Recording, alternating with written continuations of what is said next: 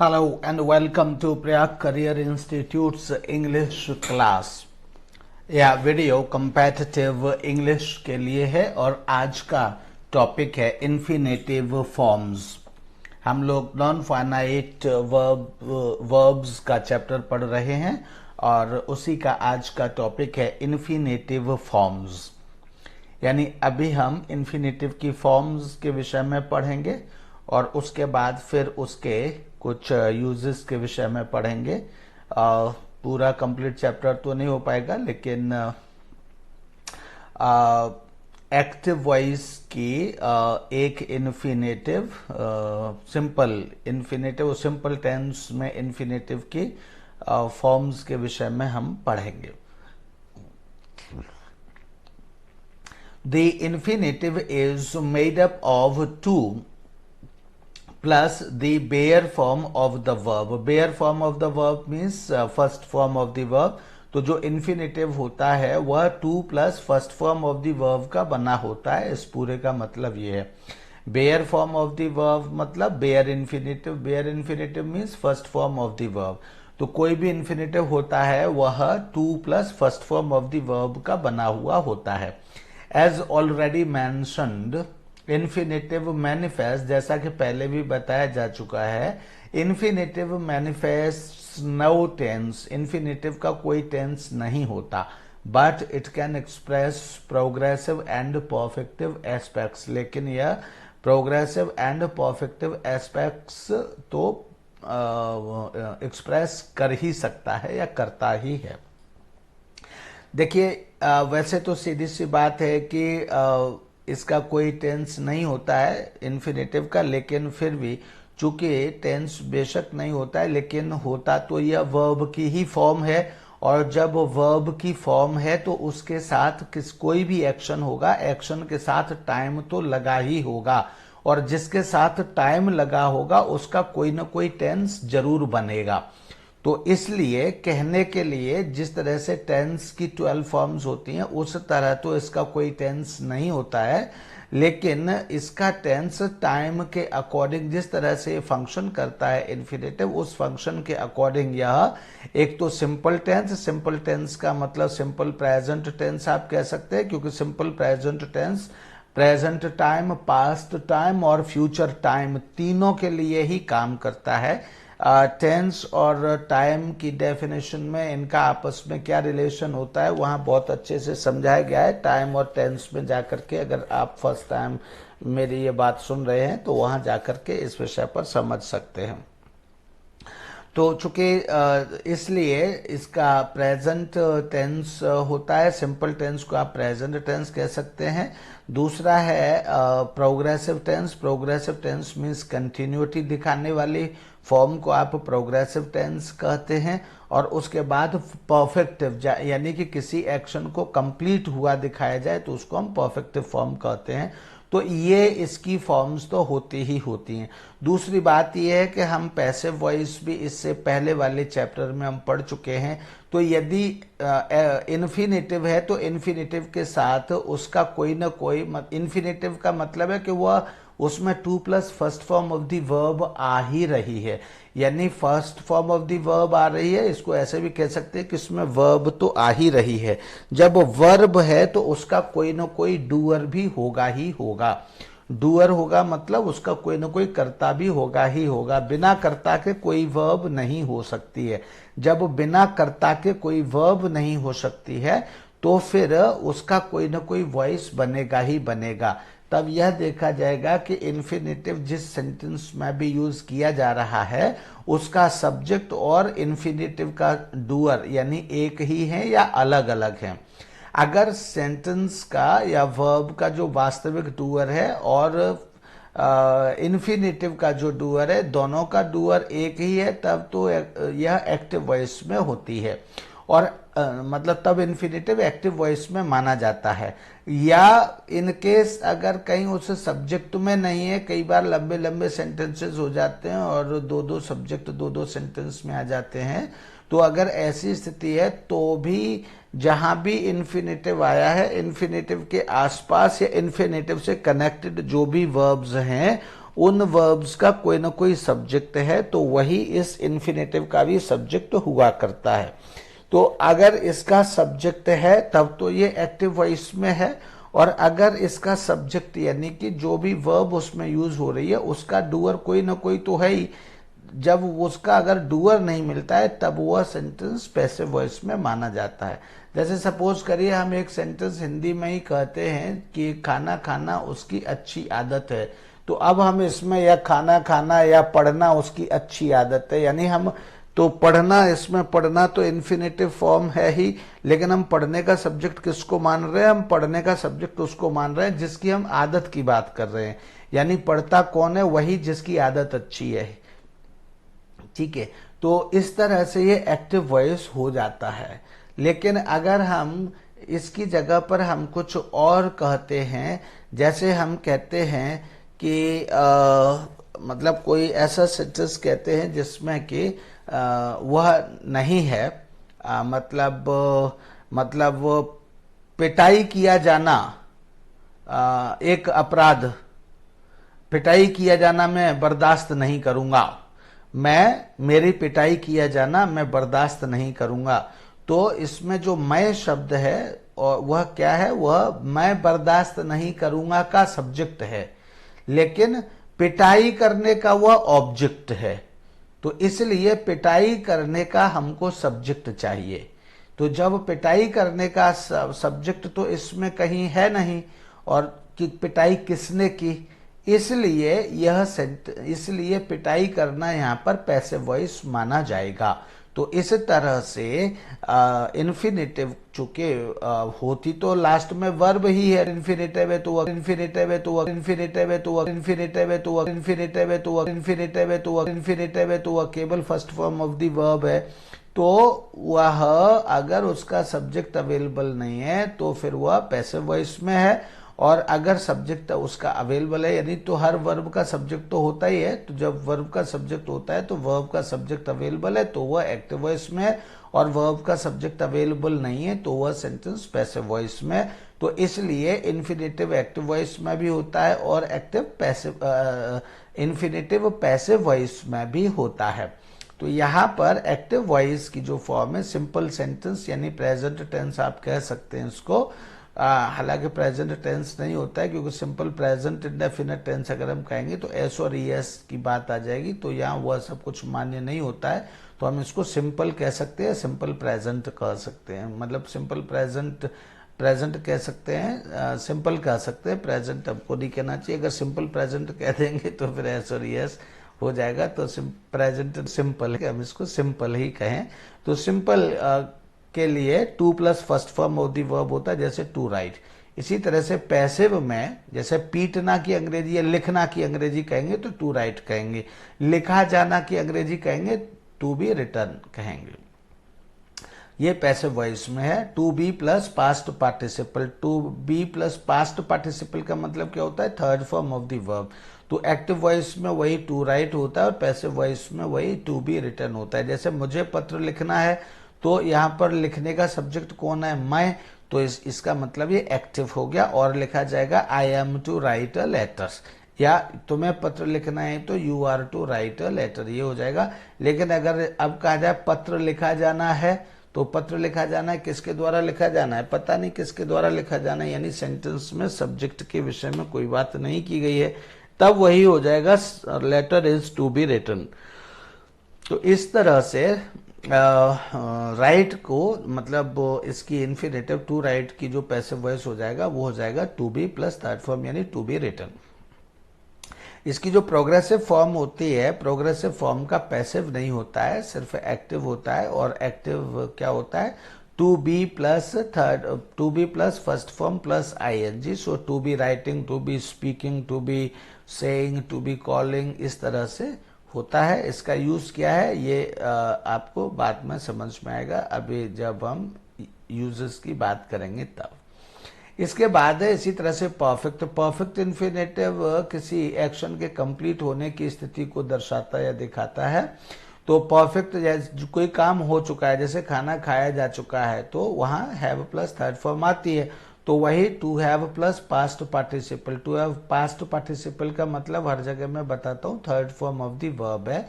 तो to have plus past participle का मतलब है to have plus third form means to have written.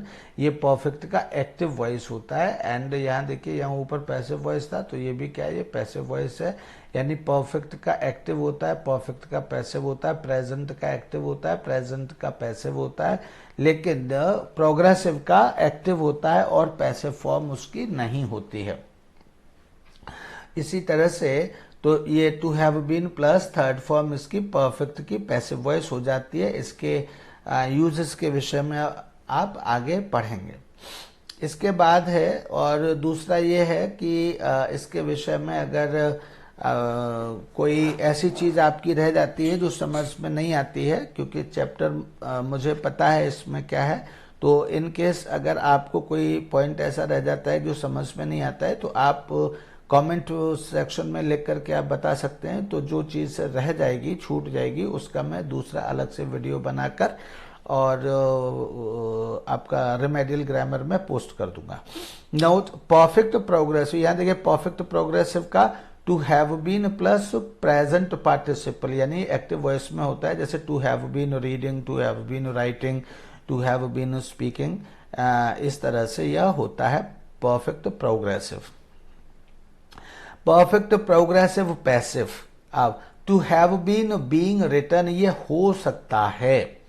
Passive to have been being written, passive में भी, passive voice में भी वहां ऊपर मतलब इससे पहले के वीडियोस में जब पैसिव वॉइस पढ़ाया गया था तो उसमें कहा गया था कि इनका पैसिव वॉइस परफेक्ट कंटिन्यूअस का भी पैसिव वॉइस हो सकता है, लेकिन वो बनने के बाद काफी ऑकवर्ड हो जाता है। जैसे बीन बीइंग इसमें डबल आ रहा है तो उसके कारण वो बनाया नहीं जाता है। तो to have been being written though theoretically possible, हालांकि ये थियोरेटिकली पॉसिबल होता है, इज नेवर यूज्ड, लेकिन यह कभी यूज नहीं किया जाता है, तो इसको समझना चाहिए।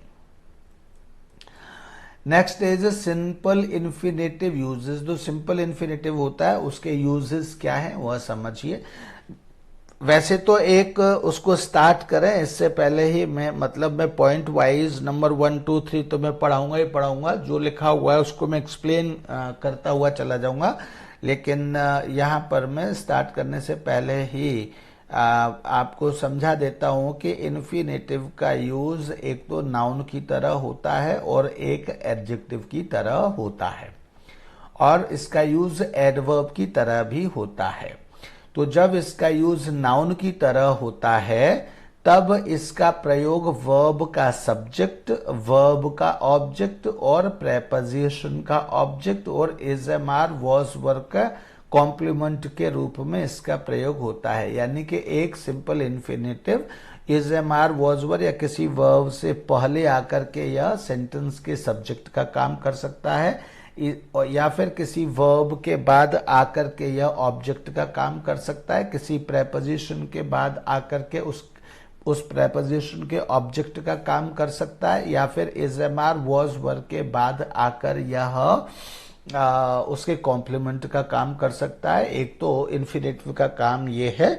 दूसरा, जब ये एडजेक्टिव का काम करता है तब किसी नाउन के तुरंत बाद आकर के यह उस नाउन को क्वालिफाई कर सकता है और इस तरह से उसको क्वालिफाई करते हुए एडजेक्टिव का काम कर सकता है। और जब यह एडवर्ब का काम करता है तब यह किसी वर्ब के साथ आ जाता है, यानी किसी वर्ब के साथ आकर और उस वर्ब को क्वालिफाई करके यह उसके भी एडवर्ब का काम करता है, कर नहीं सकता है बल्कि करता ही है। यही इन्फिनेटिव का काम है। तो वो इसी काम में और यही एक्टिव में करता है और ऐसे ही यह पैसिव में करता है। तो इसलिए और यही यहां पर अभी पॉइंट वाइज यहां पर बताया जाएगा। तो मैंने उसकी समरी आपको बता दी है कि इन्फिनेटिव वर्ब से पहले आकर के सब्जेक्ट, वर्ब के बाद आकर के वर्ब का ऑब्जेक्ट एंड प्रेपोजिशन के बाद आकर के प्रेपोजिशन का object, 3 is am are was verb के बाद आकर के या उसके कॉम्प्लीमेंट का काम करता है। उसके बाद किसी वर्ब के बाद आकर इस फॉर्म में कि वह वर्ब को क्वालिफाई करे, इस तरह से आकर वह एडवर्ब का काम करता है। किसी नाउन के बाद आकर वह एडजेक्टिव का काम करता है, इस तरह से ये काम इसके इन्फिनेटिव के होते हैं। एक्टिव वॉइस में भी इसी तरह से करता है और पैसिव वॉइस में भी इसी तरह से करता है। और यही हम अब इसके बाद ये 13, 14 या 15 जो भी पॉइंट्स हैं उन पॉइंट्स में हम बारी बारी से इतनी ही बात पढ़ेंगे। और आज का टारगेट मेरा इतना ही आपको पढ़ाना है इस वीडियो में, इसके बाद की बात नेक्स्ट वीडियो में करेंगे। तो simple infinitive uses, number 1 an infinitive, infinitive मतलब to plus first form of the verb can be used as a subject in a sentence. किसी सेंटेंस में सब्जेक्ट के रूप में इन्फिनेटिव का यूज या प्रयोग किया जा सकता है या किया जाता है। To tell a lie is wrong, यहां पर देखिए टू टेल क्या है, सब्जेक्ट है, हालांकि पूरा का पूरा क्लॉज ही सब्जेक्ट है, टू टेल अ लाई, लेकिन ये जो लाई है वो टेल के ऑब्जेक्ट के रूप में यहां पर है। इस तरह से पूरा का ये आप इन्फिनेटिव को भी सब्जेक्ट मान सकते हैं और पूरे सेंटेंस को भी इसको मान सकते हैं, मतलब वो सब्जेक्ट मान सकते हैं पूरे सेंटेंस को भी। तो to tell a lie is wrong, तो ये इज का सब्जेक्ट के रूप में यहां पर हो गया, to tell a lie is wrong. To laugh at serious place is wrong, to laugh at a hospital is wrong, इस तरह से। To donate money is good thing, to help the poor is good thing, इस तरह से और भी हम sentences ऐसे बना सकते हैं। To smoke in public places is not proper, तो यहाँ भी इज का जो सब्जेक्ट है वो क्या है, टू स्मोक, और to smoke where in public places. तो वास्तव में ये जो टू स्मोक है ये इन्फिनेटिव है और ये इज का सब्जेक्ट यहाँ पर हो गया, इज नॉट प्रॉपर। तो यहाँ पर आप देख सकते हैं या समझ सकते हैं कि जहाँ हम टू स्मोक, टू टेल यानी first form of the verb, to plus first form of the verb जहाँ हम कह रहे हैं और सब्जेक्ट के रूप में यूज कर रहे हैं, वहां हिंदी में ना शब्द आ रहा है। जैसे स्मोक, टू स्मोक मतलब धूम्रपान करना, टू टेल अ लाई यानी कि झूठ बोलना, टू हेल्प द पोर यानी कि अमीर गरीबों की मदद करना, to dance in public places यानी पब्लिक प्लेसेस में नाचना। तो इस तरह से जो वर्ब की फॉर्म है टेंसेस में तो हो जाता चुका है, नाच चुका है, नाच चुका है, नाचेगा, नाच रहा होगा, नाच चुका होगा, नाचा था, नाच रहा था, टेंसेस में तो ये हो जाता है। लेकिन इन्फिनेटिव की फॉर्म में यह नाचना शब्द बन जाता है, कहना, धूम्रपान करना, आना जाना, खाना पीना, इस तरह से ये शब्द हिंदी में बन जाते हैं। और ये इस तरह से ही इसी फॉर्म में हिंदी में जब कहे जाते हैं तभी ये सब्जेक्ट ऑब्जेक्ट वगैरह बनते हैं, अन्यथा नहीं। तो to smoke in public places is not proper यानी पब्लिक प्लेसेस में धूम्रपान करना अच्छी बात नहीं है, means is not proper means is not a good thing, ये अच्छी बात नहीं है। तो यहाँ to smoke and to tell a lie ये क्या है, ये इज, और इस सेंटेंस में भी इज के दोनों सब्जेक्ट हैं।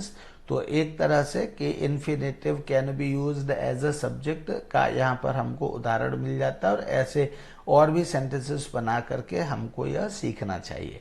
Note, an infinitive without to यानी bare infinitive, without to means bare infinitive can not be used as a subject, यानी कि यहाँ ये जो सब्जेक्ट बनाए जाते हैं ये सिर्फ टू प्लस फर्स्ट फॉर्म वाले इन्फिनेटिव ही यहाँ पर सब्जेक्ट बनाए जा सकते हैं। बेयर इन्फिनेटिव यानी इन्फिनेटिव विदाउट टू को यहाँ सब्जेक्ट नहीं बनाया जा सकता है। केवल बेयर इन्फिनेटिव मीन्स केवल सिंपल इन्फिनेटिव को या to plus first form of the verb या इन्फिनेटिव विद टू को ही सब्जेक्ट बनाया जा सकता है, इन्फिनेटिव विदाउट टू को सब्जेक्ट नहीं बनाया जा सकता है। टेल हम ऐसे नहीं कहते, वी कैन नॉट से, हम ऐसे नहीं कह सकते tell a lie is wrong, हम ऐसे नहीं कह सकते, हम ऐसे ही कह सकते हैं to tell a lie is wrong, ऐसे ही कह सकते हैं, tell a lie is wrong हम ऐसे नहीं कह सकते। Second point is when a long infinitive और infinitive phrases sounds awkward, the sentence usually begins with it। हम जब मतलब ये तो हम कह ही नहीं सकते, tell a lie is wrong, हम ऐसे तो कह नहीं सकते। लेकिन उसके बाद दूसरा पॉइंट ये है, व्हेन अ लॉन्ग इन्फिनेटिव, जब कोई लॉन्ग इन्फिनेटिव होता है, इन्फिनेटिव फ्रेज होता है, साउंड्स ऑकवर्ड, जब वो थोड़ा सा अलग प्रकार का दिखने लगे या वह अलग प्रकार से बोला जाने लगे या अलग प्रकार का ऑकवर्ड वो लगने लगे, the sentence usually begins with it, तब उस सेंटेंस को इट से हमको स्टार्ट कर लेना चाहिए, या तब ऐसी स्थिति में उस सेंटेंस को इट से स्टार्ट करते हैं। The construction then changes to it plus be plus noun और एडजेक्टिव प्लस इन्फिनेटिव, तब वह सेंटेंस जो होता है उसका कंस्ट्रक्शन जो हो जाता है वो इस प्रकार से हो जाता है। यानी सबसे पहले इट लिखते हैं, इट के बाद बी, बी का मतलब है इज लिखते हैं या फिर वॉज लिखते हैं अकॉर्डिंग टू टाइम। प्रेजेंट है तो इज लिखेंगे, चूंकि सब्जेक्ट क्या है इट, इट तो सिंगुलर होता है तो इट के साथ या तो इज लिखेंगे या वॉज लिखेंगे, आर नहीं लिखेंगे। उसके बाद है प्लस नाउन और एडजेक्टिव, उसके बाद फिर नाउन आएगा या फिर एडजेक्टिव आएगा या फिर उसके बाद या नहीं, मतलब नाउन और एडजेक्टिव में से कुछ आएगा, उसके बाद इन्फिनेटिव आएगा। जैसे for example, for children to see a monkey dancing is great fun. तो यहाँ पे ये देखिए ये सेंटेंस क्या, व्हेन अ लॉन्ग इन्फिनेटिव या इन्फिनेटिव फ्रेज साउंड्स ऑकवर्ड। तो ये जो है जिस तरह के हम सेंटेंसेस बोलने के आदती होते हैं उस तरह की साउंड या उस तरह का ये सेंटेंस नहीं दिखाई दे रहा है। For children to see a monkey dancing is great fun, तो ये थोड़ा सा कंफ्यूजिंग था। हालांकि ग्रामेटिकली एकदम ठीक है, इसमें कोई कहीं किसी प्रकार की शिकायत नहीं है, लेकिन इस प्रकार के सेंटेंसेस के ना ही हम आदी होते हैं ना ही बोलते हैं। यूजुअली इन सब चीजों को अवॉइड किया जाता है, इस तरह के सेंटेंसेस यूजुअली नहीं बोले जाते हैं। तो इसलिए इसको एक ऑकवर्ड कैटेगरी में रखा जाता है। जब इसको ऑकवर्ड कैटेगरी में रखा जाता है तो इसकी सही फॉर्म क्या हो जाती है, it is great fun for children to see a monkey dancing. तो तब यहाँ इस सेंटेंस को हम इट से स्टार्ट कर देते हैं, यानी हमने मतलब इट, ये जो for children to see a monkey dancing की जगह पर हम इट लिख देते हैं, पूरी की पूरी क्लॉज को इट से चेंज करके कन्वर्ट करके, और फिर ग्रेट फन के बाद में हम इस सेंटेंस को ले आते हैं। तो ये सेंटेंस हो जाता है, it is great fun for children to see a monkey dancing. इस तरह से ये सेंटेंस हो जाता है।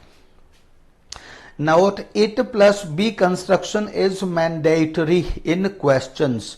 और क्वेश्चंस करने के लिए, जैसे जो सेंटेंसेस हैं to tell a lie is wrong, तो ऐसे सेंटेंसेस के लिए मतलब हम is to tell a lie ऐसे न कह करके, ऐसे सेंटेंसेस को भी हम अगर इंट्रोगेटिव बना रहे हैं तो फिर हम इट प्लस बी कंस्ट्रक्शन से ही हमको बनाना चाहिए। इज टू स्मोक अनसिविल ऐसे न कह करके is it uncivil to smoke. तो यहाँ पर इस तरह से ऐसे सेंटेंसेस हमको इंट्रोगेटिव फॉर्म में हमको इट वाला मतलब इट प्लस बी कंस्ट्रक्शन को हमको यूज करना चाहिए। ये मैंडेटरी है, मैंडेटरी मतलब एसेंशियल है, एसेंशियल मतलब यही आवश्यक है और यही उचित है, इसके अलावा कोई दूसरा नहीं। इस तरह के सेंटेंसेस में is it true that she has resigned her post, यहाँ रिजाइंड का मतलब गिव अप होता है, तो यहाँ गिवन अप की फॉर्म में है। अदरवाइज मतलब वो रिजाइन के साथ प्रेपोजिशन फ्रॉम भी आता है, लेकिन यहाँ चूंकि गिवन अप के सेंस में है तो give up, he has given up smoking जैसे इस तरह से कहते हैं, तो इसलिए यहाँ पर फ्रॉम नहीं आया है। तो इसको जो इसके समझदार हैं रिजाइन फ्रॉम के आदि हैं और वो इसको कंफ्यूज ना हो और इसको गलत कैटेगरी में या गलत ना समझें और इस पर शक ना करें। तो is it true that she has resigned her post means given up her post, ये मीनिंग है इसका यहाँ पर। तो इसलिए तो is it true that she has resigned, तो वो जो टू जो है जिस तरह का मतलब टू जो इन्फिनेटिव है वह यहाँ पर चेंज हो गया है और यहाँ पर दैट क्लॉज में इसको चेंज कर दिया गया है। तो जैसे it is great fun for children to see a monkey dancing, तो इस तरह से कर दिया था, तो इसी तरह से यहाँ पर इसको दैट क्लॉज में चेंज कर दिया गया है। तो मतलब इज इट ट्रू, ये एक मतलब it plus be construction mandatory है, तो ये वही कंस्ट्रक्शन यहाँ पर है।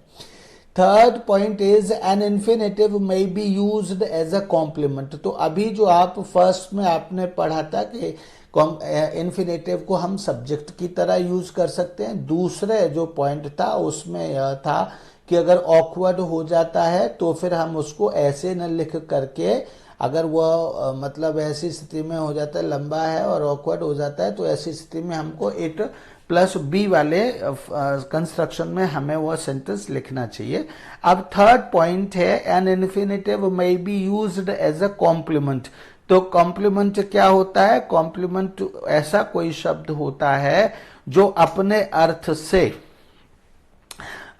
किसी सब्जेक्ट का या किसी उसके साथ आने वाला जो दूसरा शब्द है जो उसका पूरक है उसका वह मीनिंग कंप्लीट करता है। तो ऐसे यानी जो वर्ब है वर्ब के मीनिंग को कंप्लीट करता है, ऐसे भी कह सकते हैं उसको, उसको हम कॉम्प्लीमेंट कहते हैं।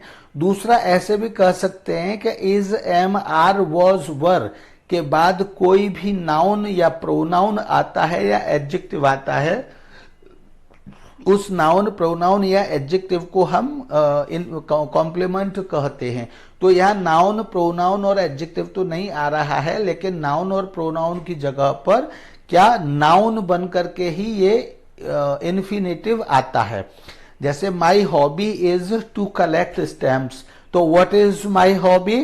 टू कलेक्ट स्टैम्प्स, यानी व्हाट के उत्तर में जो भी कुछ आता है उसे हम नाउन कहते हैं, यह ध्यान रखें। जैसे this is mic, what is this? This is mic, तो व्हाट के आंसर में माइक शब्द आया, तो माइक को हमने क्या कहा? नाउन कहा। व्हाट से हम जब भी कोई प्रश्न पूछेंगे तो उसके आंसर में कोई ना कोई नाउन ही आएगा।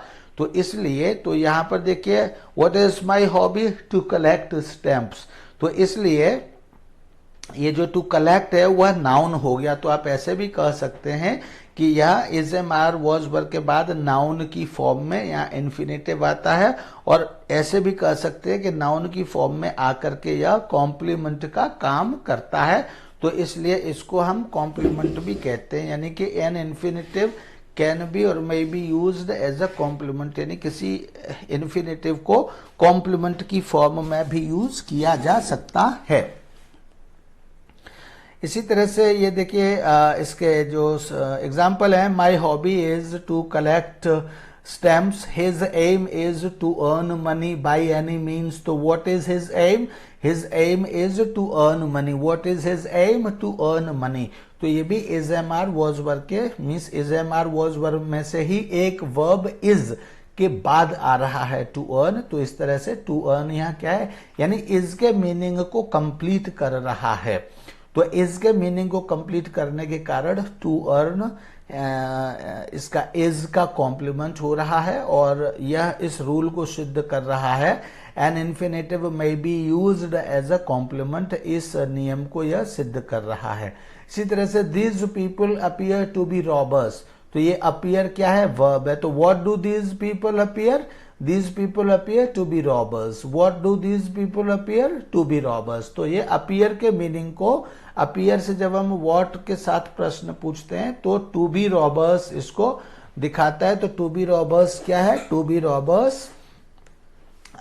be robbers जो है वह इसके कॉम्प्लीमेंट का, अपीयर के कॉम्प्लीमेंट का काम करता है। तो इस तरह से मैंने आपसे कहा था कि इन्फिनेटिव सब्जेक्ट का काम करता है, ऑब्जेक्ट का और कॉम्प्लीमेंट का काम करता है। तो यहाँ पर इन्फिनेटिव कॉम्प्लीमेंट का काम करता है, यह बात, यह पॉइंट यहाँ पर आ गया।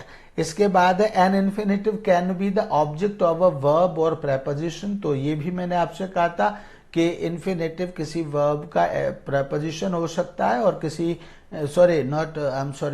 वर्ब का प्रेपोजिशन नहीं हो सकता है, वर्ब का ऑब्जेक्ट हो सकता है और प्रेपोजिशन का ऑब्जेक्ट हो सकता है। यानी प्रेपोजिशन के बाद आने वाले जो नाउन प्रोनाउन है उनको हम प्रेपोजिशन का ऑब्जेक्ट कहते हैं, और वर्ब के बाद जो नाउन प्रोनाउन आते हैं तो उनको हम वर्ब का ऑब्जेक्ट कहते हैं। तो जब हम ये कह रहे हैं कि वर्ब का ऑब्जेक्ट हो सकता है या प्रेपोजिशन का ऑब्जेक्ट हो सकता है, इसका दूसरा अर्थ यह भी होता है कि कोई भी इन्फिनेटिव वर्ब के बाद नाउन फॉर्म में आ सकता है और प्रेपोजिशन के बाद नाउन फॉर्म में आ सकता है या आता है। जैसे I like to collect stamps, तो what do I like? What do I like? To collect stamps, तो लाइक का ऑब्जेक्ट या लाइक का ऑब्जेक्ट क्या हो गया, टू कलेक्ट स्टैम्प्स। इसी तरह से he wants to buy fish, तो व्हाट डज ही वॉन्ट, वह क्या चाहता है, तो he wants to buy fish, यानी कि वह फिश खरीदना चाहता है। तो he wants, what does he want, to buy fish. तो इस तरह से टू बाई यहां पर वास्तव में नाउन का काम कर रहा है और नाउन के रूप में वॉन्ट्स का ऑब्जेक्ट बनता है। इसी तरह से I like to collect stamps में टू कलेक्ट लाइक का ऑब्जेक्ट बन रहा है और इस तरह से यह नाउन का काम कर रहा है। नंबर थर्ड में he is about to leave for home, तो वह अब यह क्या, what is he about to do, तो अबाउट क्या है, अबाउट है प्रेपोजिशन, तो he is about to leave for home, तो ये अबाउट क्या है, प्रेपोजिशन, तो प्रेपोजिशन के बाद क्या आया, what is he about, to leave for home, तो टू लीव अबाउट के बाद आकर के अबाउट के प्रेपोजिशन का, अबाउट के ऑब्जेक्ट का काम कर रहा है। यहाँ पर मैं आपको यह भी बता दूं कि ये कहा जरूर जाता है, चूंकि ये यहाँ पर देखिए उदाहरण के तौर पर काम कर रहा है, लेकिन आप कितनी भी बुक्स पढ़ लेंगे, ज्यादातर बुक्स में आपको अबाउट ही एक प्रेपोजिशन मिलेगा जिसके बाद में ये टू लीव या इस तरह से कोई word, he is about to leave, he is about to go, he is about to read, he is about to give up, he is about to sign, he is about to reach, इस तरह से कहा जाएगा। यानी कि English में ये to plus first form यानी कि इन्फिनेटिव प्रेपोजिशन का ऑब्जेक्ट तो होता है, लेकिन प्रेपोजिशन के ऑब्जेक्ट के रूप में यूजुअली सिर्फ ये अबाउट ही आता है, क्योंकि जब आप जीरंड पढ़ेंगे तो वहां ये भी पढ़ेंगे कि प्रेपोजिशन के बाद कभी इन्फिनेटिव नहीं आता, हमेशा first form of the verb plus ING ही आती है। तो ये एक दूसरे के कॉन्ट्रोडिक्टरी रूल हो जाते हैं, अभी से आपके जानकारी में मैं इसको ले आता हूं। तो ये इसलिए है, लेकिन इसके बाद भी ये अबाउट ऐसा प्रेपोजिशन है कि इसके साथ नियर फ्यूचर को दिखाने के लिए इन्फिनेटिव ही आता है और यह इन्फिनेटिव इसका ऑब्जेक्ट ही होता है। तो इसलिए यहां पर इसको एक्सेप्ट करें, लेकिन बाद में आप पढ़ेंगे कि प्रेपोजिशन के बाद कभी भी इन्फिनेटिव नहीं आता है और हमेशा उसके साथ वर्ब प्लस आईएनजी यानी कि जीरंड फॉर्म में ही आता है। लेकिन ये अबाउट ऐसा प्रेपोजिशन है कि इसके बाद इन्फिनेटिव आता है, ठीक है। तो इस तरह से यहाँ ये infinitive can be the object of a verb और प्रेपोजिशन, यह रूल यहाँ पर सिद्ध हो जाता है। Next is an infinitive can be used as object complete, तो यहाँ पर इसका मतलब क्या है, यहाँ इसका मतलब कंप्लीट का की जगह पर कॉम्प्लीमेंट होना चाहिए, COMPLEMENT में यहाँ पे कर देता हूँ, MENT कॉम्प्लीमेंट, COMPLEMENT कॉम्प्लीमेंट। या ऐसे कह सकते जैसे ही वॉन्ट्स मी, तो ही वॉन्ट्स मी, तो ये क्या है, मी के ऑब्जेक्ट को ऑब्जेक्ट कॉम्प्लीमेंट हम इसको कह सकते हैं। क्यों कह सकते हैं हम इसको ऑब्जेक्ट कॉम्प्लीमेंट, क्योंकि ही वॉन्ट्स मी, तो what does he wants me, अब मी वाई, व्हाट फॉर, तो ये अर्थ पूरा नहीं हुआ। तो एक मन में संशय रह जाता है कि क्यों भैया, why does he want you, तो टू डू सोशल सर्विस, तो यहां हमने टू डू सोशल सर्विस कह करके वाई के उत्तर को हमने क्या कर दिया, खत्म कर दिया। तो इस तरह से हम मी का अर्थ को क्या कर रहे हैं, कंप्लीट कर रहे हैं। पिछले उसमें जो हमने पढ़ा था कॉम्प्लीमेंट, वहां वह इज एम आर के कॉम्प्लीमेंट की काम कर रहा था। जैसे my hobby is to collect stamps, what is your hobby, to collect stamps, तो ये इज के कॉम्प्लीमेंट के रूप में काम कर रहा था, जो कि इज क्या है, इज एक वर्ब है। लेकिन यहां पर क्या है यह, और आई लाइक टू कलेक्ट, यहां क्या है, यहां ये लाइक का ऑब्जेक्ट है। लेकिन ही वॉन्ट्स मी, तो ये जो टू डू है वो मी के अर्थ को पूरा करता है, इसलिए ये to do a social service वास्तव में मी से कनेक्टेड है और मी के अर्थ को पूरा कर रहा है, इसलिए मी का ये कॉम्प्लीमेंट कहा जाएगा। इसी तरह से I wish her to live long, I wish her, तो क्या विश करते हो आप उसको, राइट, आप उसके लिए क्या विश करते हो, मतलब आई प्रे टू हर, तो क्या प्रे करते हो आप, तो टू लिव लॉन्ग, तो हर के अर्थ को यहां पर पूरा किया जा रहा है, किससे, टू लिव से। इसलिए जो टू लिव है वह यानी अगर कोई शब्द किसी दूसरे शब्द के अर्थ को क्लियर करने लगता है या उसी को कहें पूरा करने लगता है तो वो उसका कॉम्प्लीमेंट हो जाता है। कोई किसी के जीवन को पूरा करने लगता है तो वो उसका कॉम्प्लीमेंट हो जाता है। इसी तरह से हस्बैंड एंड वाइफ को एक दूसरे का कॉम्प्लीमेंट कहा जाता है, यानी एक दूसरे का पूरक कहा जाता है। इसी तरह से दो दोस्तों को भी एक दूसरे का पूरक कहा जाता है, यानी जब तक वह दोस्त नहीं मिलता है तब तक वह आधा रहता है। तो आप यह समझ सकते हैं कि जब कोई दोस्त मतलब अकेला होता है तो बहुत सारे वह काम नहीं कर सकता है, लेकिन जब वह अपने दोस्त के साथ मिलकर के करता है तो वह बहुत बड़े बड़े काम कर लेते हैं, दो दोस्त मिलकर के। तो इस तरह से वो एक दूसरे के पूरक हो जाते हैं। तो इस तरह से यहाँ भी इस चीज को समझिए कि ये जो टू लिव है वह हर के अर्थ को आई विश हर, अदरवाइज एक प्रश्न बना रहेगा what do you wish her और what do I wish her, तो एक प्रश्न बना रहेगा। लेकिन यहाँ पर जब टू लिव लॉन्ग कह देते हैं तब ये प्रश्न खत्म हो जाता है। तो इसलिए यह हर के अर्थ को पूरा करता है विश के साथ, तो इसलिए इसको हम कॉम्प्लीमेंट या ऑब्जेक्ट कॉम्प्लीमेंट कहते हैं। I will like you to attend the function, तो I will like you, why will I like you, या why will you like me, इस तरह से क्वेश्चन पूछा जा सकता है।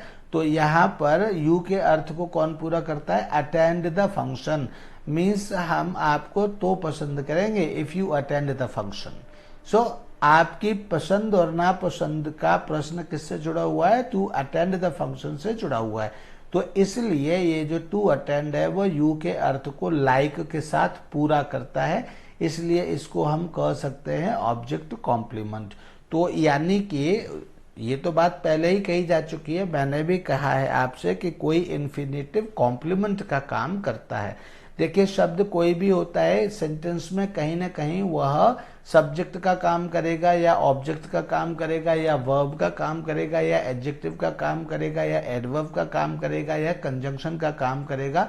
तो कोई ना कोई वर्ड इन्हीं में से कोई ना कोई काम करता है, चाहे वो फ्रेज हो या वो एडजेक्टिव, वो एडवर्ब है तो यानी एडवर्ब का काम कर रहा है, एडजेक्टिव है तो एडजेक्टिव का काम कर रहा है। लेकिन इन्फिनेटिव एक ऐसा शब्द है कि इसके नाम से नहीं पता चलता है कि ये क्या काम करता है। सब्जेक्ट से पता चलता है कि वह सब्जेक्ट का काम करता है, यानी कि वह एक्शन करने का काम करता है, यानी वह वर्ब के लिए रिस्पॉन्सिबल होता है, एक्शन के लिए रिस्पॉन्सिबल होता है। लेकिन इन्फिनेटिव के नाम से नहीं पता चलता, तो इसलिए हमको समझना पड़ता है कि इन्फिनेटिव क्या क्या काम करता है। और इन्फिनेटिव किसी एक जगह नहीं आता, कई जगह पर आता है, तो इसलिए हमको समझना पड़ता है कि क्या क्या काम करता है। तो एक काम यह है कि एक तो इज़ेमार वर्ड्सवर्थ के कॉम्प्लीमेंट का भी काम करता है, to plus first form of the verb यानी इन्फिनेटिव। दूसरा ऑब्जेक्ट कॉम्प्लीमेंट के रूप में भी काम करता है। ऑब्जेक्ट कॉम्प्लीमेंट क्या होता है, ऑब्जेक्ट कॉम्प्लीमेंट वह होता है जब कोई नाउन किसी वर्ब के बाद आकर के जब कोई नाउन किसी वर्ब के बाद आ रहा हो और उस वर्ब का वह ऑब्जेक्ट हो और उस ऑब्जेक्ट के अर्थ को भी पूरा करने के लिए उसके साथ कोई और शब्द लगा हुआ हो। तो जो नाउन ऑब्जेक्ट है वर्ब का वो तो ऑब्जेक्ट है ही, लेकिन उस ऑब्जेक्ट के अर्थ को पूरा करने के लिए जो दूसरा शब्द उसके साथ लगा है उसी को हम ऑब्जेक्ट कॉम्प्लीमेंट कहते हैं। तो ही वॉन्ट्स मी के साथ ये जो टू डू है ये ऑब्जेक्ट कॉम्प्लीमेंट है। आई विश हर के साथ, तो हर के साथ ये जो टू लिव लॉन्ग है ये ऑब्जेक्ट कॉम्प्लीमेंट है। इसी तरह से I will like you to attend the function, तो यू के साथ जो लगा हुआ टू अटेंड द फंक्शन है ये भी ऑब्जेक्ट कॉम्प्लीमेंट यहां पर है। एंड इसके साथ टाइम बढ़ रहा है, आगे काफी पॉइंट्स हैं अभी डिस्कस करने के लिए, लेकिन मैं करता हूं जल्दी जल्दी से। With verbs like know an infinitive can be used as a direct object. In this pattern an interrogative word is used as a connective. तो इस तरह से विद वर्ब्स लाइक नो जैसी वर्ब्स के साथ an infinitive can be used as a direct object. Direct object का मतलब क्या है, जिनको व्हाट के प्रश्न से जिनको पता किया जा सकता हो या जिस पर सीधा वर्ब का रिजल्ट आता हो उसको हम डायरेक्ट ऑब्जेक्ट कहते हैं। या जो व्हाट के आंसर में वर्ब्स आती हैं, जो नाउन आते हैं, उन नाउन्स को हम डायरेक्ट ऑब्जेक्ट कहते हैं। जैसे ही कट्स एन एप्पल, तो what does he cut, he cuts an apple, तो व्हाट के आंसर में एप्पल आ गया तो एप्पल यहाँ पर एक डायरेक्ट ऑब्जेक्ट है। तो जिस तरह से व्हाट के आंसर में यहाँ एन एप्पल आया है, उसी तरह से यदि व्हाट के आंसर में इन्फिनेटिव आ जाएगा तो वह डायरेक्ट ऑब्जेक्ट ही कहा जाएगा। तो नो जैसी वर्ब के साथ डायरेक्ट ऑब्जेक्ट आ जाते हैं। जैसे आई डोंट नो, तो यहाँ नो के साथ आया है, तो आई डोंट नो अगर हम वर्ड को हटा देंगे तो कहेंगे टू डू नाउ, तो यह गलत हो जाएगा। तो इसलिए यहाँ कहा है कि verbs like know an infinitive can be, चूंकि नो के साथ डायरेक्ट ऑब्जेक्ट यूज नहीं किया जा सकता, नो का जो अर्थ होता है उसके साथ डायरेक्ट ऑब्जेक्ट मतलब इन्फिनेटिव को डायरेक्ट ऑब्जेक्ट नहीं बनाया जा सकता। तो इसलिए उसके साथ जो भी आएगा वो लगभग मतलब या तो आएगा, नहीं आएगा तो वो एडवर्ब की तरह काम करेगा। तो इसलिए यहाँ पर इसलिए ये पर्टिकुलरली कहा गया है कि like know an infinitive can be used as a direct object, यानी अगर, लेकिन in this pattern an interrogative word is used as a connective. तो यहाँ पर किसी इंट्रोगेटिव वर्ड को कनेक्टिव के रूप में यूज हम लोग करते हैं, और तब इस तरह से हम उसको मतलब कि इन्फिनेटिव को नो का डायरेक्ट ऑब्जेक्ट बना सकते हैं। जैसे I don't know what to do now, I don't know what to do now, तो यहाँ पर नो का what don't I know what to do now, तो व्हाट को यहाँ कनेक्टिव बना करके इस टू डू को हमने नो का डायरेक्ट ऑब्जेक्ट बना दिया। I don't know what to do now, I don't know what to do now, I don't know what to do now, right, what don't I know what to do now. इस तरह से हमने what to do now को हमने no का direct object बना दिया, जिसमें व्हाट एज अ कनेक्टिव काम कर रहा है। Please tell me where to stay in Agra, तो please tell me to stay in Agra ये कैसे हो जाएगा, ये ऑड हो जाएगा, इसलिए please tell me where to stay in Agra means at what place I must stay in Agra. तो इस तरह से ये जो टू स्टे है वह किसका मतलब हो गया, टेल का। What should I tell you, what should I tell you where to stay in Agra. तो इस तरह से टू स्टे इन आगरा यहाँ पर इसके ऑब्जेक्ट का डायरेक्ट ऑब्जेक्ट का टेल के डायरेक्ट ऑब्जेक्ट का यहाँ पर काम कर रहा है। Seventh point is how plus infinitive is used to express method और मीन्स। मेथड मीन्स किसी काम को करने का तरीका, या मीन्स मतलब कोई किसी काम को करने के साधन के लिए अगर हम कोई इन्फिनेटिव यूज करते तो उसके साथ क्या हाउ हम लगा देते हैं। जैसे ही टॉट मी, उसने मुझे टॉट किया, पढ़ाया, क्या पढ़ाया, how to say thank you in Chinese. तो टू से, हाउ टू से, यानी इस तरह से, यानी मेथड और मीन्स या इसी को मैनर्स कहिए, मैनर्स समझाने के लिए हम हाउ लगा करके उसके बाद फिर हम इन्फिनेटिव को कहते हैं। जैसे how, he taught me how to say thank you, he taught me how to say it, he taught me how to talk, he taught me how to live a life, he taught me how to understand English, he taught me how to think in English, he taught me how to behave well with people। तो इस तरह से taught जैसी verbs के साथ how to करके ऐसे ये मतलब इन्फिनेटिव यूज हो जाते हैं। I showed her how to drive a car, तो इसी तरह से यहाँ भी how to करके इसको मेथड और मीन्स एक्सप्रेस करने के लिए यहाँ यूज किया जा रहा है। तो ये क्या है, ही टॉट मी, तो ये क्या है, टॉट का ही ऑब्जेक्ट है। ये what did he taught you, तो how to say thank you. What did I show you और show her how to drive a car. तो व्हाट के आंसर में आकर के ये इसके ऑब्जेक्ट का ही काम कर रहा है, और किसका ऑब्जेक्ट है, शोड का ऑब्जेक्ट है। But how is usually omitted when a special skill or training is not required। लेकिन हम कोई ऐसा एक्शन या काम बताने वाले जिसमें किसी स्पेशल ट्रेनिंग और स्किल की जरूरत नहीं है, तब वहां से हाउ हटा दिया जाता है।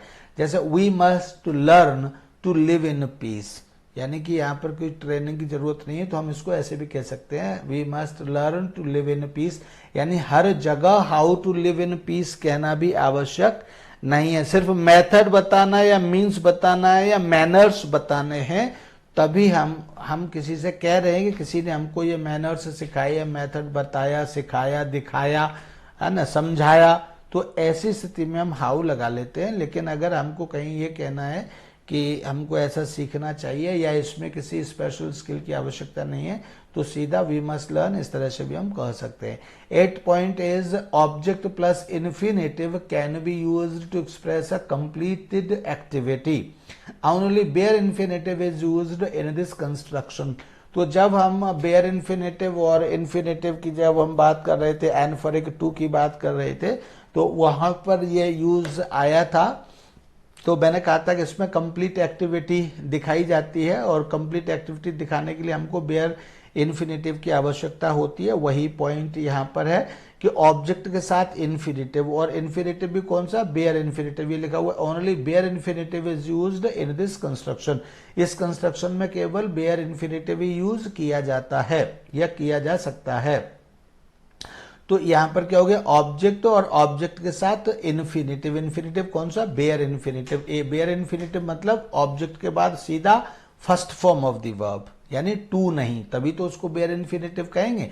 तो ऑब्जेक्ट के साथ अगर हम सीधा first form of the verb लगा रहे हैं तो इसका मतलब है कि हम ये कह रहे हैं कि उस एक्टिविटी को हमने पूरा देखा, समझा, जो भी वर्ब आ रही है वो एक्शन उस के साथ किया गया, लेकिन वो पूरी एक्टिविटी हुई। यानी यहाँ एक तरह की मतलब परफेक्ट तो नहीं कहेंगे, लेकिन परफेक्ट फॉर्म जैसा ही होता है, यानी उसको हमने शुरू से लास्ट तक देखा, ऐसा मतलब उसका अर्थ होगा। जैसे we watched the plane land, तो we watched the plane land मतलब हमने प्लेन को कैसे लैंड किया उसने और कैसे टच किया ग्राउंड को, यानी उसकी पूरी गतिविधि हमने देखी। I saw the plane take off, यहां पर आई सॉ द प्लेन, ये क्या है, देखिए लैंड क्या है, फर्स्ट फॉर्म है। फर्स्ट फॉर्म मतलब ये क्या हो गया, इन्फिनेटिव हो गया। और कौन सा इन्फिनेटिव है, बेयर इन्फिनेटिव है, यह भी ध्यान रखिए। यहाँ क्या है, वॉच्ड है, पास्ट इन्फिनेटिव, लेकिन यहाँ पर क्या है, फर्स्ट फॉर्म है। इसी तरह से I saw the plane take off, तो I saw the plane take off का मतलब क्या है, I saw the plane when it took off, यानी जब इसने टुक ऑफ किया तो उसकी मैंने पूरे प्रोसेस को देखा। We saw them hop and jump, मैंने उनको हॉप और जंप करते हुए देखा, यानी उन्होंने हॉप और जंप की उस पूरे कार्यक्रम को मैंने देखा। आई हर्ड हर हम एंड ट्यून, मैंने उसको हम और ट्यून करते हुए, मतलब हम का मतलब होता है गुनगुनाना या मतलब ऐसी साउंड करना, तो हमने उसको ऐसी साउंड करते हुए गुनगुनाने जैसी या मक्खी की भिनभिनाने जैसी आवाज को हम कहते हैं, तो हमने उसको हम करते हुए ट्यून करते हुए हमने उसको या स्वर मिलाते हुए हमने उसको देखा। इसका अर्थ यहाँ पर यह हो गया। तो ये जो कार्यक्रम है ये हमने पूरा देखा, यानी एक्टिविटी जब वो शुरू हुई, यानी उतनी एक्टिविटी की बात करें। अगर वो एक्टिविटी किसी दूसरी एक्टिविटी का हिस्सा थी तो हम उस एक्टिविटी की बात नहीं कर रहे। जैसे अब हम कहें कि न्यूटन सॉ एप्पल फॉल, तो न्यूटन सॉ एप्पल फॉल का मतलब ये नहीं है कि वो अगर न्यूटन कहीं किसी कार्यक्रम में बैठा हुआ था तो हमने उस कार्यक्रम को पूरा देखा। यहाँ मतलब सिर्फ इतना है कि जब एप्पल गिरा तो वह कैसे गिरा, उसने उसको पेड़ से अलग होते हुए देखा और फिर उसको उसने जमीन से टकराते हुए देखा। इस पूरी एक्टिविटी को देखने को हम कहते हैं Newton saw an apple fall. तो इस तरह से इसमें हम कंप्लीट एक्टिविटी देखते हैं, यह बात हमने यहाँ पर सीखी। एंड इसके बाद है एन इन नाइन्थ है, an infinitive can modify a noun pronoun placed before it, यानी कि अगर किसी इन्फिनेटिव से पहले कोई नाउन या प्रोनाउन आया है तो उसको यह मॉडिफाई कर सकता है। तो मैंने आपसे कहा था कि यह नाउन प्रोनाउन के बाद आकर के एडजेक्टिव का भी काम करता है। तो यहाँ पर यह क्या है, यहाँ पर यह एडजेक्टिव का काम करता हुआ ही दिखता है। जैसे he has a large family, तो उसकी लार्ज फैमिली किस लिए है, तो किस द्वारा, उसके द्वारा सपोर्ट किए जाने के लिए, यानी उसका सब्जेक्ट ही है तो इसलिए active voice. He has a large family किस लिए, टू सपोर्ट, यानी उसको सपोर्ट करने के लिए उसके पास लार्ज फैमिली है। उसको सपोर्ट करने के लिए भी इसका अर्थ हो सकता है और उसके द्वारा उसको सपोर्ट किया जाए ये भी उसका अर्थ हो सकता है। She hasn't any food to eat, उसके पास कोई खाना नहीं है। खाना क्यों नहीं है, खाने के लिए नहीं है। तो फूड की क्या विशेषता है, टू ईट। इसी तरह से आई वॉन्ट समबडी, somebody आपको किस लिए चाहिए, to talk to। तो यहाँ पर ये जो to eat है सेकंड क्वेश्चन में, सेकंड सेंटेंस में, एंड to talk to ये जो थर्ड सेंटेंस में है to talk to, तो ये somebody को क्वालिफाई कर रहा है और एडजेक्टिव का काम कर रहा है।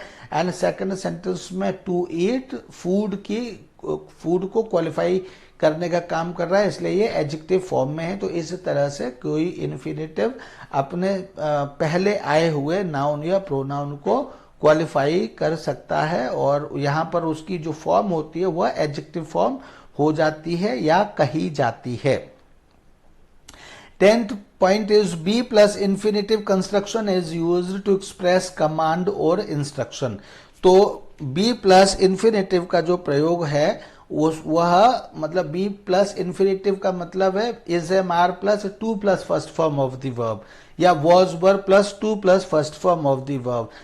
इस कंस्ट्रक्शन का प्रयोग is used to express command और इंस्ट्रक्शन, यानी किसी को निर्देश देने के लिए या किसी को आदेश देने के लिए। मैं 10th पॉइंट पढ़ रहा हूं यहाँ पर, यानी किसी को आदेश देने के लिए या कमांड करने के लिए, दोनों का मतलब एक ही है, निर्देश देने के लिए is am are was were plus 2 plus first form of the verb का यूज किया जाता है। तो यहां पर भी ये वास्तव में कॉम्प्लीमेंट ही होता है, लेकिन इसको अलग से कंस्ट्रक्शन मतलब इंस्ट्रक्शन और कमांड के रूप में लिखा गया है। तो होता ये भी एक तरह से क्या है, कॉम्प्लीमेंट ही है। जैसे you are to knock before you come in, तो यू आर टू नॉक मतलब तुमको नॉक करना है, मीन्स यू मस्ट नॉक, यानी आपको आज्ञा दी जाती है। You are to knock before you come in, तुम अंदर आओ इससे पहले तुमको नॉक करना है। You are to write on both sides of the paper, यानी आपको पेपर के दोनों तरफ लिखना है, ये इसका हिंदी में अर्थ होता है। और ये is am are was were के बाद आकर के क्या कर रहा है, टू राइट, टू राइट इसका कॉम्प्लीमेंट का काम कर रहा है। और दूसरा ये आदेश देने के लिए प्रयोग किया जा रहा है, यानी कि अगर इस कंस्ट्रक्शन में या इस टाइप से, यानी subject plus is am are was were और उसके बाद में 2 प्लस फर्स्ट फॉर्म लिखा हुआ है, इसका मतलब है कि किसी को या जो भी सब्जेक्ट है उसको आदेश दिया जा रहा है उससे आगे लिखे हुए एक्शन को करने के लिए। 11th पॉइंट है be plus infinitive construction is used to express plan program arrangement. तो ये जो 10th है पॉइंट वही 11th पॉइंट है। यहाँ सिर्फ इतनी बात है कि इन्फिनेटिव बी प्लस इन्फिनेटिव का प्रयोग कमांड और इंस्ट्रक्शन देने के लिए भी किया जा सकता है, और बी प्लस इन्फिनेटिव का प्रयोग मतलब इस कंस्ट्रक्शन का प्रयोग कोई प्लान एक्सप्रेस करने, कोई प्रोग्राम एक्सप्रेस करने या फिर कोई अरेंजमेंट एक्सप्रेस करने के लिए भी इसका प्रयोग किया जाता है। The delegation is to arrive at 9 o'clock, यानी डेलीगेशन को 9 बजे आना है, ये इसका अर्थ हो गया। यानी डेलीगेशन का 9 बजे आने का कार्यक्रम है, यानी उनका प्रोग्राम है या अरेंजमेंट है, ऐसा इसका अर्थ हो गया। They are to meet in the lobby, उनको लॉबी में मिलना है, यानी उनका प्रोग्राम या कार्यक्रम या योजना लॉबी में मिलने की है। और वास्तव में ये is am are was were के बाद आकर के टू मीट किसका काम कर रहा है, is am are was were के कॉम्प्लीमेंट के रूप में काम कर रहा है। 12th point is an infinitive can be used to express purpose. जहां ये पर्पस दिखाने लगता है इन्फिनेटिव, वहां पर यह एडवर्ब हो जाता है, क्योंकि पर्पस के लिए जब भी आप पर्पस को सिद्ध करने के लिए कोई क्वेश्चन पूछेंगे, कैसे आप ये सिद्ध करेंगे कि यह पर्पस ही है, तो पर्पस के लिए हम जैसे किसी को नाउन सिद्ध करने के लिए हम व्हाट से क्वेश्चन पूछते हैं, व्हाट के आंसर में अगर कोई जो भी आंसर आता है वह उसको हम सिद्ध कर देते हैं कि यह नाउन है।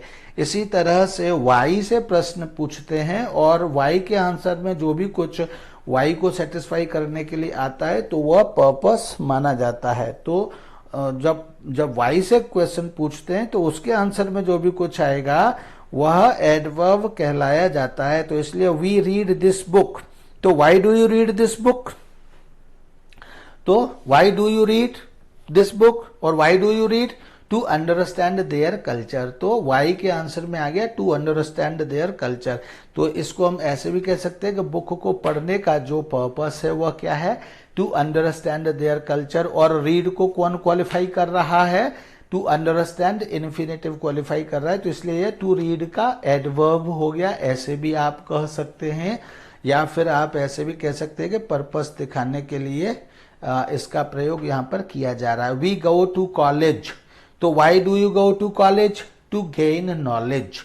तो यहाँ पर ये टू गेन क्या है, ये गो को क्वालिफाई कर रहा है, इस तरह से ये एडवर्ब भी आप इसको कह सकते हैं। और आप ऐसे भी कह सकते हैं कि आप किसी एक्शन के पर्पस को दिखाने के लिए इन्फिनेटिव का प्रयोग यहाँ पर कर रहे हैं। She has come here just to see me, तो why has she come here just to see me, तो यहाँ पर to see जो है वह कम को क्वालिफाई करने के लिए टू सी का यहाँ प्रयोग हो रहा है, या टू सी इन्फिनेटिव के रूप में वर्ब कम को क्वालिफाई कर रहा है, या कम का पर्पस टू सी के साथ में दिखाया जा रहा है, ऐसे भी आप कह सकते हैं। मुख्य बात यही है, अगर इतनी बात याद रखेंगे कि टू प्लस फर्स्ट फॉर्म यानी कि इन्फिनेटिव का यूज सब्जेक्ट के वर्ब के सब्जेक्ट, वर्ब के ऑब्जेक्ट, प्रेपोजिशन के ऑब्जेक्ट और is am are was verb के कॉम्प्लीमेंट के रूप में, नाउन या प्रोनाउन के बाद आकर के एडजेक्टिव के रूप में किया जाता है, और किसी वर्ब के बाद आकर के उसके एडवर्ब के रूप में किया जाता है। तो जितने पॉइंट्स भी हमने अभी पढ़े हैं वो सारे पॉइंट्स इसमें कवर हो जाते हैं और ये क्लियर हो जाते हैं। इसके बाद है for note A, for plus object is added to this construction to denote a beneficiary distinct from the subject, यानी सब्जेक्ट से किसी ने कोई बेनिफिट लिया है तो उस बेनिफिशियरी को दिखाने के लिए इस कंस्ट्रक्शन में फॉर प्लस ऑब्जेक्ट को भी ऐड कर दिया जाता है। तो इसका एग्जाम्पल देखिए ये है, इसका मतलब जो लिखा हुआ है ऊपर, इसका आशय ये है कि हम ऐसे कहते हैं जैसे John bought a book to read. तो एक तो इस टू रीड का मतलब है कि इस बुक को जॉन खुद पढ़ेगा, लेकिन अगर हम फॉर प्लस ऑब्जेक्ट लिख देते हैं, फॉर प्लस ऑब्जेक्ट का मतलब है फॉर का ऑब्जेक्ट, क्योंकि फॉर तो प्रेपोजिशन है, तो फॉर का ऑब्जेक्ट, फॉर प्लस ऑब्जेक्ट का मतलब किसी और का ऑब्जेक्ट नहीं बल्कि फॉर का ही ऑब्जेक्ट होगा। तो अगर हम इसमें फॉर प्लस ऑब्जेक्ट लिख देते हैं और हम लिखते हैं John bought a book for Roma to read, तो यहां पर हमने फॉर प्लस ऑब्जेक्ट लिख करके यह दिखा दिया कि इसका जो कंस्ट्रक्शन है, मतलब इसका जो बेनिफिशियरी है, यानी बॉट का जो बेनिफिशियरी है या बुक का जो बेनिफिशियरी है वह मतलब रोमा है, और वो किसके द्वारा है, सब्जेक्ट के द्वारा है। ये जो बेनिफिशियरी है रोमा वो किसके द्वारा है या किससे है, वह सब्जेक्ट से, यानी सब्जेक्ट के द्वारा यह बेनिफिट ऑब्जेक्ट ले रहा है। फॉर का ऑब्जेक्ट सब्जेक्ट से बेनिफिट ले रहा है, यह कहने के लिए हम यहाँ फॉर प्लस ऑब्जेक्ट भी लगा देते हैं। Note A. Note B, to और इन ऑर्डर टू, तो in order to is used to express a general purpose, और इन ऑर्डर टू का जो प्रयोग आगे है तो we go to the post office to buy stamps, तो ये क्या है, ये जनरल पर्पस है, यानी कि हर कोई स्टैम्प्स के लिए ही जाता है ऐसा मानना है। We go to the post office.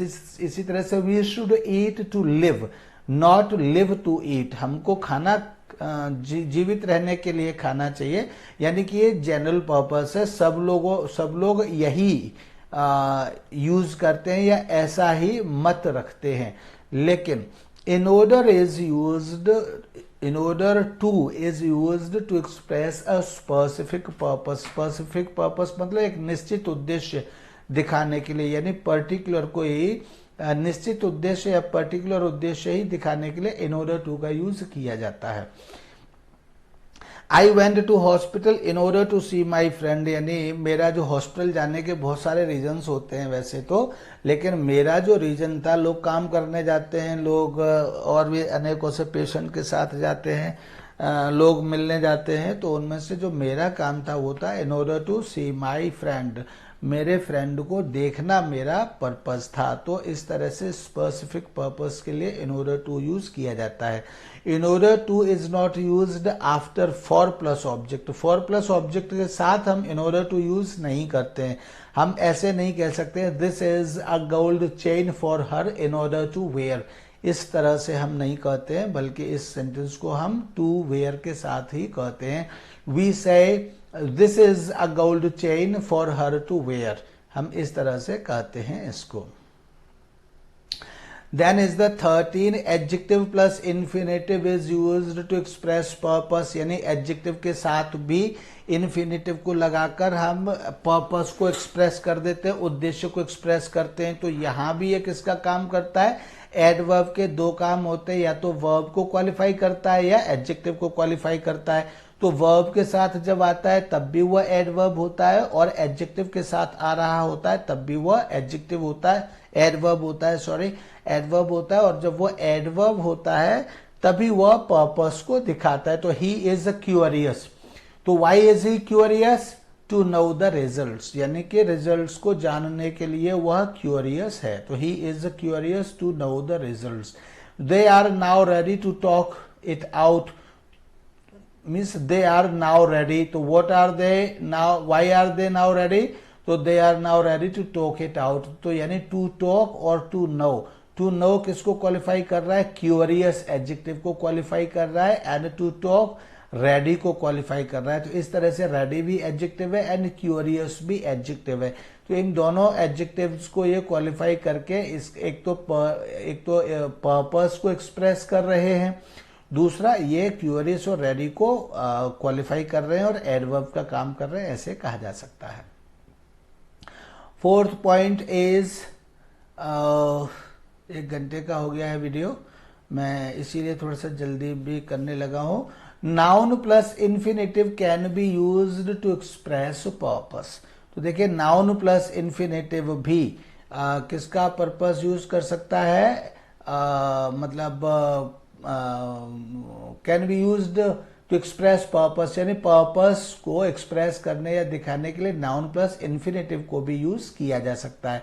I have a house to let, तो ये मेरे पास घर है। तो जब ये नाउन को क्वालिफाई करेगा तब ये एडवर्ब नहीं रहेगा, तब ये एडजेक्टिव हो जाएगा। तो आई हैव अ हाउस, हाउस क्यों है आपके पास? टू लेट, टू लेट मतलब टू पुट ऑन रेंट और टू गिव ऑन रेंट, यानी किराए पर देने के लिए है। आई हैव अ हाउस तो किराए पर देने के लिए है। तो इसका मतलब ये टू लेट किसको क्वालिफाई कर रहा है? हाउस को क्वालिफाई कर रहा है। तो यहाँ ये एडजेक्टिव हो गया, ये भी ध्यान रखना चाहिए। और इसको ऐसे भी कह सकते हैं कि हाउस का पर्पस क्या है? टू लेट, ऐसे भी आप कह सकते हैं। यानी कि यहाँ पर जैसा कि मैंने आपसे कहा कि कोई इन्फिनेटिव सब्जेक्ट की तरह वर्ब से पहले, ऑब्जेक्ट की तरह वर्ब के बाद, और ऑब्जेक्ट की कॉम्प्लीमेंट की तरह is am are was were के बाद, प्रेपोजिशन के बाद आ सकता है, और वर्ब के बाद वह आकर के वर्ब का ऑब्जेक्ट भी हो सकता है, वर्ब के बाद आकर वह वर्ब का एडवर्ब भी हो सकता है। इसी तरह से किसी नाउन के बाद आकर के वह उसका एडजेक्टिव हो सकता है, या एडजेक्टिव के बाद आकर के उसका एडवर्ब हो सकता है। तो यहाँ पर क्या है? यहाँ पर I have a house to let, या she has a small house to live in. तो यहाँ ये जो टू लिव इन है वो किसको क्वालिफाई कर रहा है? स्मॉल हाउस को क्वालिफाई कर रहा है। तो इसलिए टू लिव इन या एडजेक्टिव का काम कर रहा है, पर्पस भी कर रहा है, पर्पस तो दिखा ही रहा है, ये एडजेक्टिव का भी काम कर रहा है। जिस भूमिका या तरह से भी आपको समझ में आ सकता है तो आ ही जाना चाहिए। आप किसी भी तरह से समझ ले, अर्थ दोनों का एक ही है, ये है मेरे कहने का मतलब। He has hardly any food to eat, तो खाना उसके पास किस लिए नहीं है? खाने के लिए नहीं है। तो पर्पस भी दिखा रहा है और फूड को क्वालिफाई भी कर रहा है एडवर्ब की तरह। He has only one problem to think about, तो यहाँ पर प्रॉब्लम को कौन क्वालिफाई कर रहा है? To think about. तो इसलिए टू थिंक क्या है? यहाँ एडवर्ब भी कह सकते हैं और पर्पस को एक्सप्रेस करने वाला भी आप इसको कह सकते हैं। And then is 15th point, adjective या फिर past to participle. Past to participle यानी कि third form of the verb plus infinitive is used to express cause, यानी कोई कारण दिखाने के लिए हम किसी एडजेक्टिव या पास्ट पार्टिसिपल के साथ इन्फिनेटिव, इन्फिनेटिव मतलब टू प्लस फर्स्ट फॉर्म, जहां भी इन्फिनेटिव लिखा होगा उसका मतलब टू प्लस फर्स्ट फॉर्म ही होगा यूजुअली। तो शी वॉज सॉरी, तो why to hear the sad news, तो ये सॉरी क्या है, एडजेक्टिव है, एडजेक्टिव के साथ क्या आ गया, इन्फिनेटिव आ गया। टू एक्सप्रेस कॉज, कॉज मतलब कारण, तो यहां भी क्या हो गया, ये एडवर्ब हो गया, क्योंकि सॉरी क्या है, एडजेक्टिव है, सॉरी के बाद क्या आया, टू हियर, इस तरह से समझ सकते हैं। तो टू हियर किसको क्वालिफाई कर रहा है, सॉरी यानी एडजेक्टिव को क्वालिफाई कर रहा है, तो ये अपने आप क्या हो गया, एडवर्ब हो गया ये, ठीक है, इसको ऐसे भी समझ सकते हैं। और I am surprised to see you, तो आप क्यों हैं सरप्राइज्ड टू सी यू, तो टू सी किसको क्वालिफाई कर रहा है, सरप्राइज्ड को, सरप्राइज्ड क्या है यहाँ, third form of the verb के रूप में एडजेक्टिव का काम कर रही है, तो इसलिए ये भी क्या हो गया, इसलिए ये एडवर्ब हो गया। तो इस तरह से ये कॉज भी दिखा दिया इन्होंने, पर्पस भी दिखा दिया, और पर्पस और कॉज को दिखाने वाले जो भी शब्द होते हैं वे एडवर्ब्स होते हैं, ऐसे भी यह एडवर्ब सिद्ध हो गया। तो इस तरह से इन्फिनेटिव के ये 15 पॉइंट्स आपने पढ़े। ईश्वर से प्रार्थना करता हूँ कि आपकी समझ में बहुत अच्छे से आए। यदि आपको कोई भी शिकायत या सुझाव है तो फिर आप कमेंट्स में, कमेंट सेक्शन में लिख करके आप हमको बता सकते हैं। हम दोबारा से एक इसके ऊपर दूसरा एक वीडियो बना करके भी हम पोस्ट करने में हमको कोई हिचक नहीं होगी। Thank you, that's all for today.